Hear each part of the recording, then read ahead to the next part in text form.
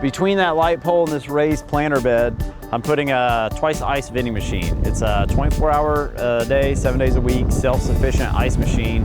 The things that I need to get to it are water and electricity.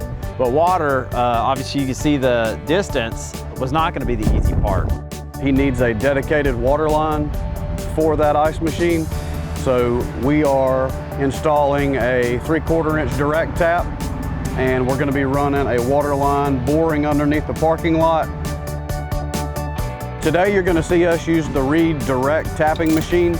It's a feed tap machine, so as it taps, it threads the pipe, and then we'll insert a valve into the water line live, and after that we'll be able to provide the customer with water once we get everything hooked up. I'm going to go down about 8 foot, probably 5 or 6 foot wide.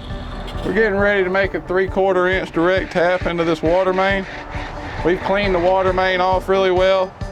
We've mounted the body to the water main, and we're going to see if we can put a hole in this thing. Reed's been really good to us. I think we purchased our machine, I'd say roughly 3 or 4 years ago. It actually works so well that they purchased a second machine, so we're actually able to do twice as many on some of the bigger projects that call for, a lot of taps, and we can get out there and just knock them out. So this is what's turning the bit. This is applying your down pressure of the bit. Here in Bibb County, we're required to do direct taps all the way up to 1 inch. So the Reed is the machine we use for that. She's tapped. I would most certainly recommend the Reed tool for anybody who has some direct tapping needs. Reed is definitely the way to go.